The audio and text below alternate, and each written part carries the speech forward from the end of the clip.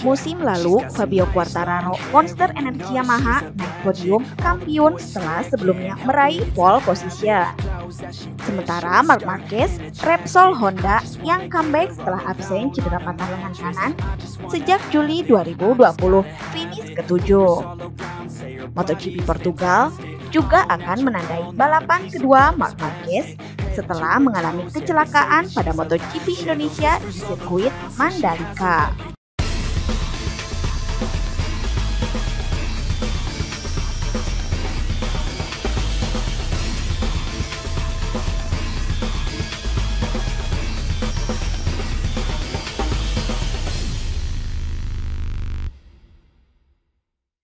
Sebelumnya, Marquez harus absen pada MotoGP Indonesia dan MotoGP Argentina karena mengalami diplopia atau gangguan penglihatan ganda akibat kecelakaan di sirkuit Mandalika pada sesi pemanasan.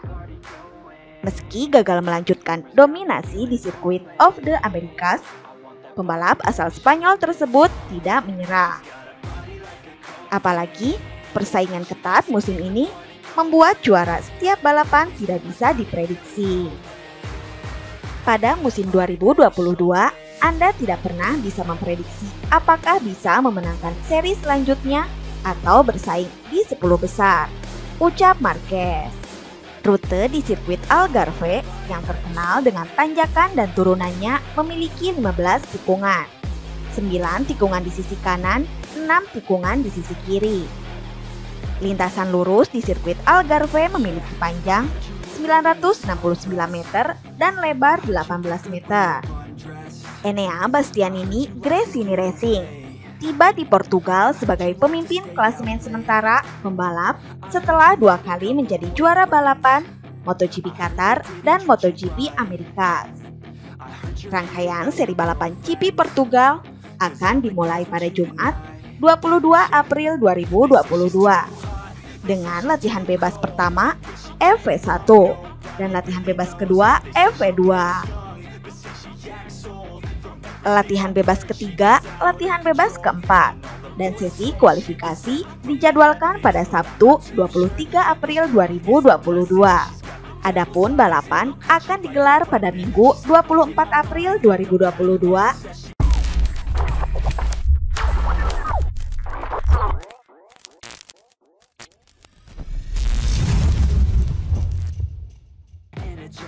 CEO Ducati, Claudio Domenicali, menanggapi keluhan Francesco Bagnaia Ducati Lenovo terhadap motor timnya. Desmo Sedici GP22. Menurutnya, Bagnaia harus bersabar dalam beradaptasi dengan kuda besi anyar Ducati tersebut. Sebagaimana diketahui, performa Bagnaia pada awal musim MotoGP 2022 menjadi sorotan. Pembalap asal Italia itu kesulitan bersaing untuk memperebutkan kemenangan, padahal dia berstatus runner-up MotoGP 2021. Bagnaia bahkan gagal finish pada balapan pertama musim ini, MotoGP Qatar 2022. Pecco terjatuh pada putaran ke-12. Atas kejadian tersebut, Bagnaia mengaku kecewa dengan performa Desmo Sedici GP22. Dia pun mengeluhkan timnya karena dia diminta mencoba banyak bagian. Bagnaia bahkan mengatakan dirinya bukan pembalap, kerjanya mencoba motor.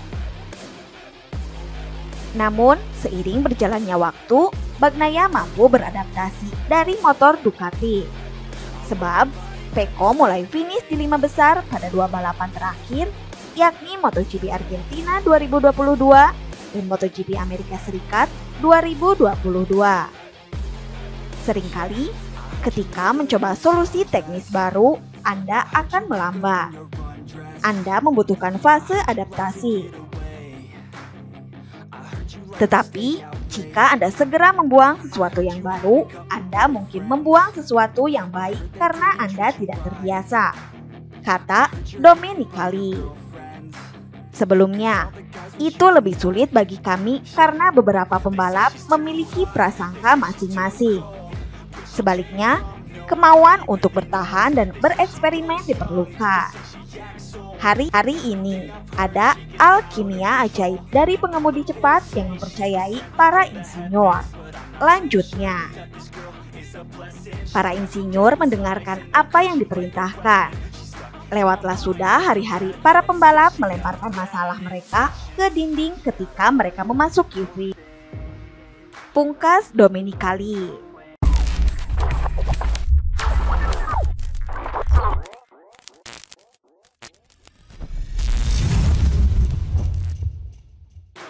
Miguel Oliveira belum juga mendapat kepastian dari tim Red Bull KTM soal masa depannya di MotoGP. Mendapati hal ini, Oliveira tak tinggal diam. Dia pun mengultimatum KTM dengan memberi tenggat waktu soal kontrak barunya. Ya, kontrak Oliveira dengan pabrikan asal Austria itu akan habis pada akhir musim ini. Namun, pembicaraan pun belum dilakukan oleh kedua belah pihak tentang berlanjut atau berhenti. Hal tersebut pun membuatnya resah sebab pembalap kelahiran Almada, Portugal itu sangat berharap bisa terus berkontribusi untuk Red Bull KTM. Dia percaya kemampuannya bisa terus menjalani proyek yang tengah dijalankan untuk menyabet juara dunia. Mei, kami harus memperjelas apakah kami ingin melanjutkan atau tidak di KTM, kata Oliveira yang menjadi pemenang di sirkuit Mandalika itu. Saya pikir saya masih bisa berkontribusi banyak untuk proyek ini. KTM adalah tujuan utama saya, tambahnya. Kami akan melihat apakah kami dapat mencapai tujuan ini dengan KTM. Ini adalah tempat di mana aku ingin berkontribusi. Saya ingin berada di tempat di mana saya bisa berkontribusi untuk tim. Di tempat yang saya rasa saya mempunyai value. Ryder berusia 27 tahun itu pun sadar betul jika memang ingin menetap di Red Bull KTM. Performa yang mengesankan harus ditujukan pada setiap Grand Prix sebagai pemulus guna mendapatkan kontrak baru. Jika kondisi ini terpenuhi, itu adalah pernikahan yang sempurna, tutup Oliveira. Oliveira sendiri masih berjuang keras untuk mengatrol posisinya di klasemen sementara.